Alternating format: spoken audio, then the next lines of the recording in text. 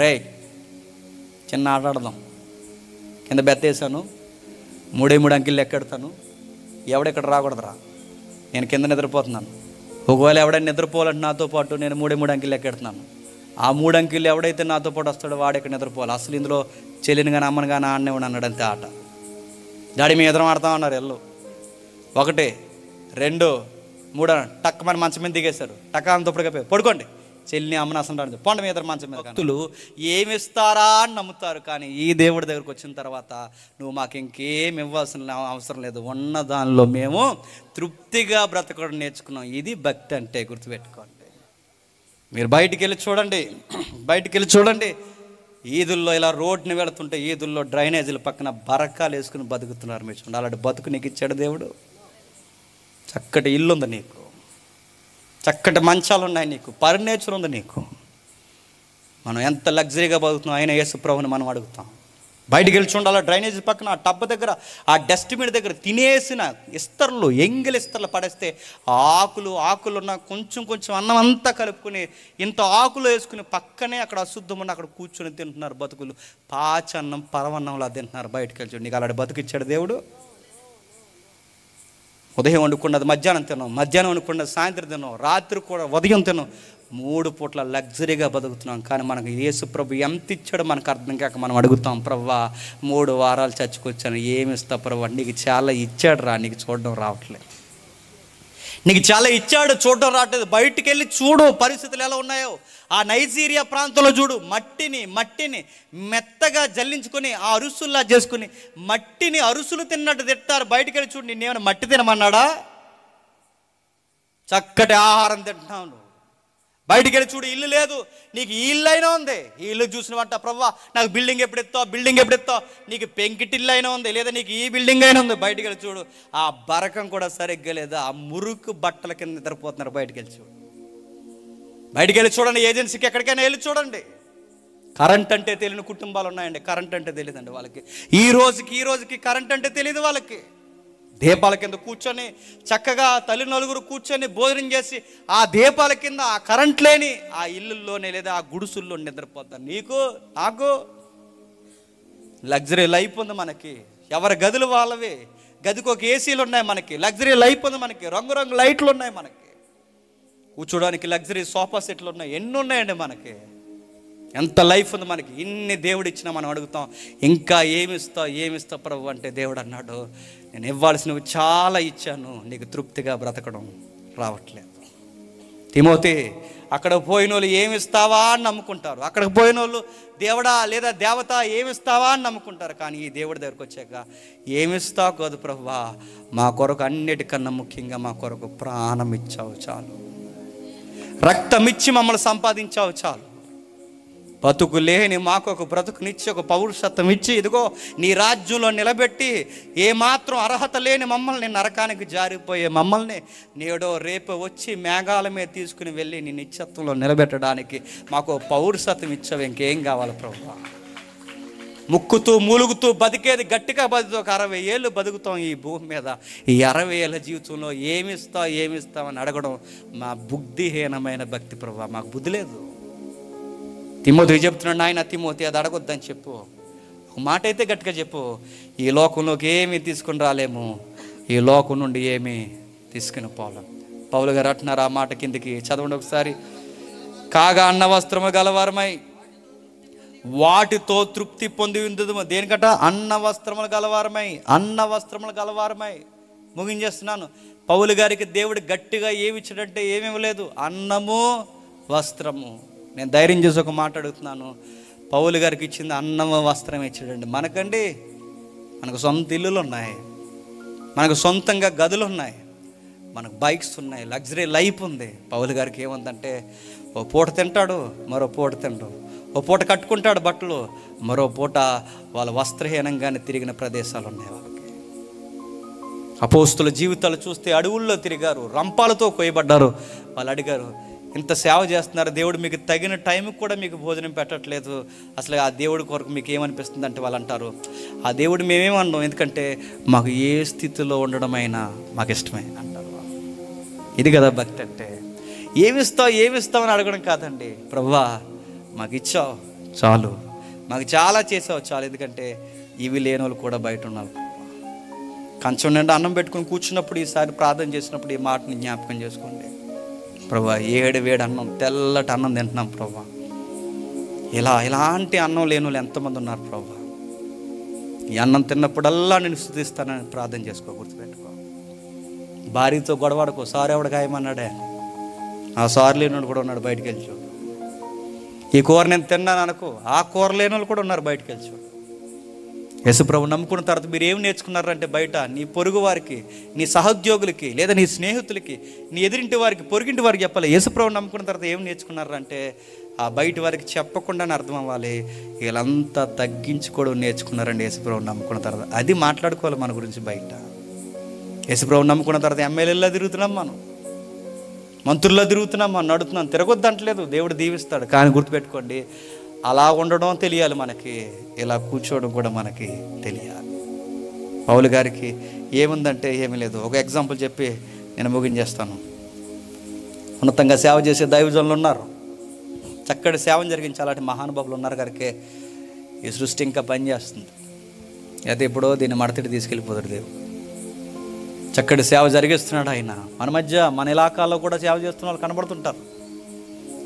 ఆ పేదరికంలో ఎంత పరిచయం చేసినా ఎప్పుడు డబ్బు కోసం ఆలోచించిన ఉన్నతమైన సేవకుడు ఆయన.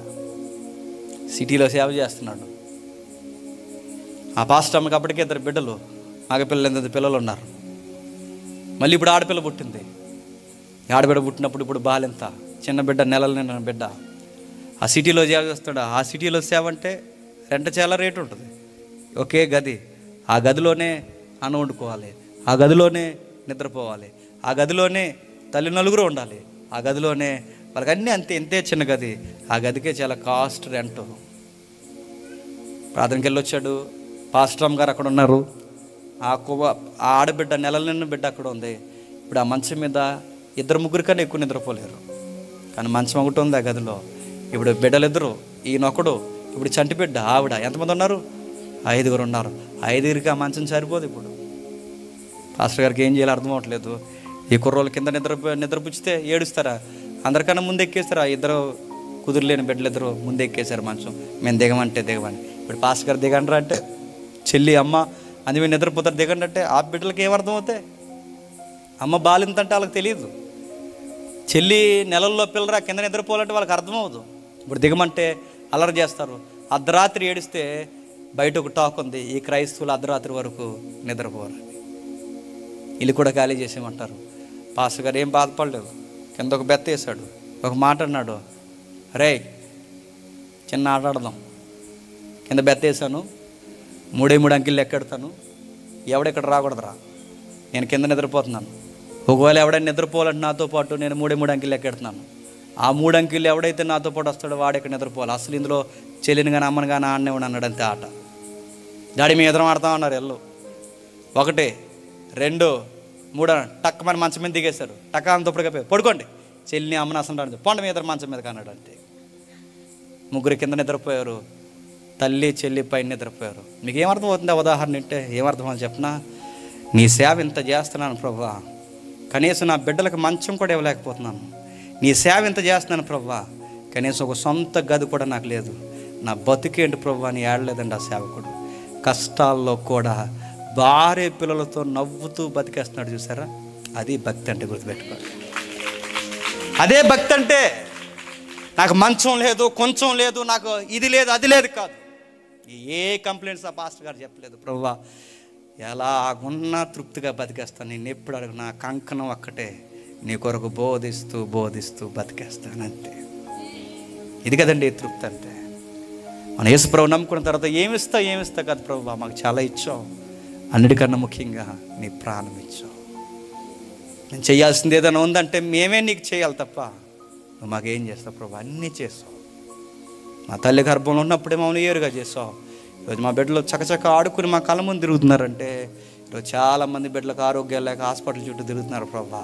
మా బిడ్డలు మా కళ్ళ ముందు తిరుగుతున్నారంటే మా బిడ్డల్ని ఎంత కాపాడుతున్నావు, నీకు ఎల్లకాలం మహిమ కలుగును కాక అని చెప్పాలండి. నన్ను అడిగితే డబ్బున్న జీవితం కన్నా మనలాంటి పేద జీవితాలు చాలా ఆనందంగా బతుకుతాయి నన్ను అడిగితే. ఎందుకంటే డబ్బులు ఉన్న వాళ్ళకి అన్నీ ఉంటాయండి, అలా పలావ్ తింటే చచ్చిపోతారు వాళ్ళు. తినకూడదు, డాక్టర్ గారు చెప్పారు తినొద్దని. ఏం తినరు, రాత్రులు వాళ్ళకి నిద్ర రాదు తెలుసా. ఏసీలు ఉంటే అలా సీలింగ్ వైపు చూస్తారు.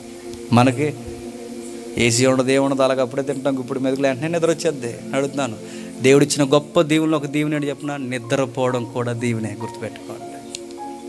మన పిల్లలు మనం టైంకి తిని నిద్రపోతున్నాం. నేను ముగించేస్తున్నాను. బయట చాలామంది లగ్జరీ లైఫ్ ఉన్నవారు ఉన్నారు, వాళ్ళు బతకలేరు. 5,000 కోట్ల రూపాయలతో మన ఇండియాలో పెళ్లి జరిగింది. 5,000 కోట్ల రూపాయలు, 5,000 కోట్లు. రూపాయి కాదు, 2 రూపాయలు కాదు, 5,000 కోట్లు. ఆ పెళ్ళికి ఎవడొచ్చాడు తెలుసా? జాన్ సీనా వచ్చాడు. అలా తెలుస్తుంది కుర్రగాళ్ళకి. జాన్ సీనా అంటే WWE ఫైటర్. ఇలాగంటాడు తెలుసు, అలాగ తెలుసు కుర్రోళ్ళకి. జాన్ సీనా అంటే, జాన్ సీనా పెళ్ళికి వస్తున్నా ఎవడన్నా ఎక్స్పెక్ట్ చేయడండి. జాన్ సీనా పెళ్ళికి వచ్చాడు. విషయం ఏంటి తెలుసా? జాన్ సీనా పెళ్ళికేటి డబ్బులు ఉంటే కొండ మీద కోతేనవుతుంది పెళ్ళికి. National singers, international singers, state ముఖ్యమంత్రులు, ఎమ్మెల్యేలు, ఎంపీలు, పార్లమెంట్ మెంబర్స్ అందరూ వచ్చారు. ఆ ఎవరైతే బాలీవుడ్ ఖాన్స్ ఎవరు ఉన్నారో, షారుఖ్ ఖాన్, సల్మాన్ ఖాన్, అందరితో డ్యాన్స్లు వేయించారు. ఒక్కట కుక్క పిల్లలా తిరిగారు స్టార్ హీరోలు అందరూ అందులో ఆ పెళ్ళిలో. కట్ చేస్తే ఏంటి చెప్పనా, 5,000 కోట్ల రూపాయల పెళ్లి కొడుకు 2 నిమిషాలు ఏసీలో ఉంటే చచ్చిపోతాడు. 2 నిమిషాలు, గుర్తుపెట్టుకోండి. ఇంత డబ్బు ఉంది, ఇంత పేరుంది, ఇంత లగ్జరీ లైఫ్ ఉంది, ఇన్ని కోట్ల రూపాయల పెళ్లి కార్డులు, ఎన్నో రకరకాల కోట్ల రూపాయల హంగామా చేశారు. బట్ ఇంత డబ్బున్నా వాళ్ళకి 2 నిమిషాలు ఏసీలు ఉంటాయి, ఆ పెళ్లి కొడుకు చచ్చిపోడు. అలాంటి వ్యాధి ఉంది ఆ బిడ్డలకు, గుర్తుపెట్టుకోండి. నేను అడుగుతున్నాను, నీకు నాకు అలాంటి వ్యాధి ఉందా? ఎక్కడికి వెళ్ళినా బంతులు తినే వస్తాం. ఈరోజు పెళ్ళికి వెళ్ళాం అనుకోండి, చక్కగా బిర్యానీ కొడతాం, నచ్చిందాం అనుకోండి కవర్లో వేస్తాం, మళ్ళీ ఇంటికి తెస్తాం, మళ్ళీ సాయంత్రం తింటాం, మళ్ళీ పొద్దున్న తింటాం, బంతులో తిరుగుతాం. నష్టం లేదు మనకి. చికెన్ తింటానే అరగదంటే చికెన్ మటన్ కలిపి తింటాం మనం, రాళ్ళు తింటాం మనం, అరిగిపోతుంది మనకి. అడుగుతున్నాను, దేవుడు నీకు చాలా చేస్తున్నాడు, నీకు చూడడం రావట్లేదు. బయటికి వెళ్ళి చూడు, రోడ్ల మెక్కిన వాళ్ళు ఇంటికి రావట్లేదు. కుటుంబ సమేతంగా ఆనందంగా సంవత్సరాలు బతుకుతున్నారు. దేవుడు నిన్ను ఎంత కాపాడుతున్నాడు, నిన్ను, నీ భర్తని, నిన్ను, నీ భార్యని. చూడు తిమోతి, సంఘానికి ఈ మోటో చెప్పు, ఇంకేం చెప్పొద్దు తిమోతి. ఇది సత్యం. ఏమిస్తాడు కాదు, దేవుడు చాలా ఇచ్చాడు, ప్రాణం ఇచ్చాడు. దేవుడు ఇలలోనికి వచ్చాడు, సత్సర్యుడుగా మన కొరకు చనిపోయాడు, తిరిగి లేచాడు. ఇదిగో దైవం మన కొరకు అశ్వులు బాసింది. ఇది చెప్పు తిమోతి. కథలు చెప్పొద్దు, కల్పన కథలు చెప్పొద్దు, దుర్బోధలు చెప్పొద్దు, వావి వరుసలు లేని ఎంకరేజ్ చేయొద్దు, రాజకీయాలు రానివ్వద్దు. ఇది చెప్పు.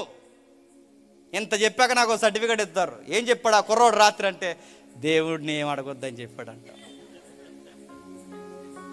నేను అడగొద్దు అంటలేదండి, గుర్తుపెట్టుకోండి. నువ్వు అడగకపోయినా దేవుడు ఇస్తాడు, నువ్వు అడిగితే ఇస్తాడు. ఆ తండ్రి ఎలాంటి చెప్పినా, నువ్వు రొట్టెని అడిగితే రాత్రినిచ్చేవాడు కదా, అంతకు మించే ఇస్తాడు. కానీ ఇచ్చే ముందు ఆలోచించిస్తాడు. ఎందుకో తెలుసా, కొన్నిటిని మనకు మెయింటైన్ చేయడం రాదు, మనకి హ్యాండిల్ చేయడం రాదు, మెయింటైన్ చేయడం రాదు మనకి. నీకు 1000 రూపాయలు ఉంటే ఎదుటోని లెక్క లేకుండా మాట్లాడుతావు. అదే నీకు 1,00,000 ఉంటే కనీసం కళ్ళు నేలకు కూడా చూడవు. నీకు 1,00,000 ఉంటే ఆడెంత ఈడెంత అంటాం నీకు. అందుకే దేవుడు మనకు కొన్ని ఇవ్వడండి, కొన్ని మనకిస్తే మనం పాడవుతాం తెలుసు. అందుకే దేవుడు మనల్ని ఎక్కడ ఉంచాలి అక్కడ ఉంచుతాడు. అందుకే మనకి లేమి ఉండాలి, చెప్పండి, కాలేమీ ఉండాలి. ఈ 2 ఉన్నప్పుడే బ్యాలెన్స్గా ఉంటాం. అది ఉన్నప్పుడే అడగండి, ఇది ఉన్నప్పుడు ఉప్పొంగిపోకండి. రెండిట్లో ఉన్నప్పుడు 2 స్థితుల్లో దేవుడిని చెప్పండి స్తుతించండి.